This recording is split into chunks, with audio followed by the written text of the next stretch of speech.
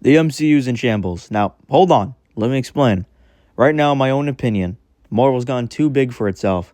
They introduce new characters left and right, and once the movie or show they're in is done, we never see the character again. They don't know how to properly use them. But my main focus isn't really even about the movies, even though sure they have their problems, and they do this. But I think it's the shows we need to tackle, especially the shows that happened in the 2020s, the show era of Marvel. Let's start with WandaVision. Now, there's a lot of talk about when it comes to the show, but my main focus isn't really on the writing, even though I do have a few critiques about it. It's really about how they handle Vision and fake Vision and the whole Vision situation. Spoilers, just so you know. Basically, fake Vision. All right, listen. I'm not saying Vision this many times in this video, so when I refer to fake Vision, I'm going to say copy, and white Vision will just be white. Great. So basically, copy fights with white, and copy gets into a debate with white where, they agree upon things, and he unlocks the memories of white because the memories of the original Vision are stored in his body. And then after he, to our knowledge, gets his memories back, he says, I am Vision. What I took from that scene is that he regained his memories, right? Oh, this is Vision Quest, the new show that's going to star Vision, first time we see him after all these years. What does it say? It follows Vision trying to regain his memories and humanity. Wait, what? But I thought this scene was supposed to mean Vision got his memories back. What? Anyways, back to what I was saying.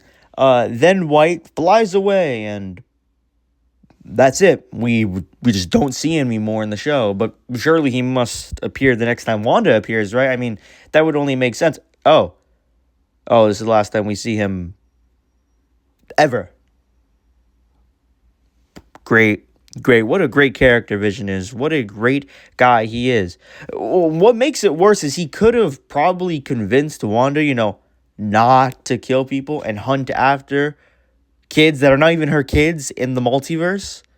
So, what a great guy Vision is. What a great guy you are. Moving past that show, we get to Moon Knight, where at the end, Mark severs his ties with Khonshu and frees himself, but, oh no, Khonshu still has the third personality, Jake Lockley, under his control, where he kills Arthur Harrow, then rides off, and the show ends. Now, minus some of the critiques I have of Moon Knight, I actually enjoyed the character and how Oscar Isaac portrays him. I mean, this scene is one of my favorite scenes and made me feel so much for the character. And it confirms the worst. Somehow Palpatine returned. No, not that scene. Hold on. This scene. Future that lies ahead.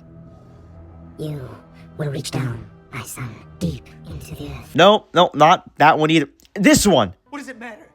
What, you want to remember the truth? That you had a mother that beat you? That hated you? That made your life a living hell? I was hoping after the show we'd get more of Moon Knight, at least in the broader picture of the MCU, maybe a movie or a cameo or something, but it just sucks because they left it open at the end for this character, and we got nothing for him. All right, now to She-Hulk. Listen, I'm not a fan of the show, unlike Hawkeye. But if you're going to introduce She-Hulk and have Hulk have a son that came out of nowhere, you might as well use them in something, anything, a movie or whatever. And I've not been a fan of Hulk at all after Endgame. They completely destroyed his character.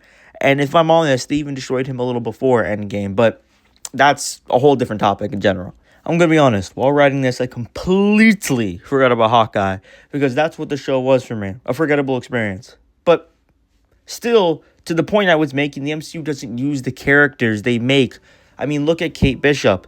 They had her in the show. They had her in the credits of Marvel. Like they're going to do something with her. And maybe they will down the line. But these movies come out way too late, and they have movies and shows that take place in the location these characters should be, and they're not helping out. Not a cameo, not a mention. I mean, let's look at Fisk.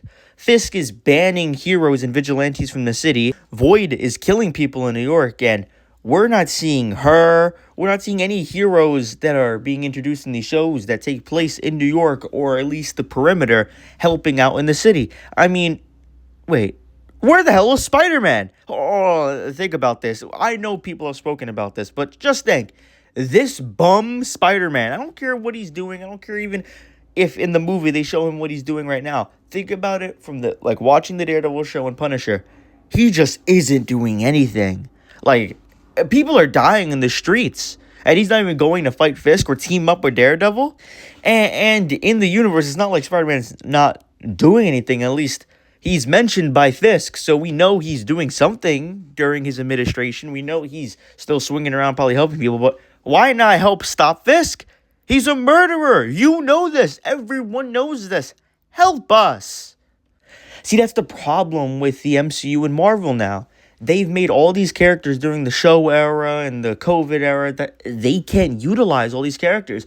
And I think that they even had this problem before Endgame and maybe even Infinity War, but it's gotten so much worse with Loki and variants and all this stuff. We have too many people that we can't showcase, and I don't want to hear anything about like, oh, Kevin Feige, the writers, everyone, they have this grand plan for the MCU. I don't believe they do.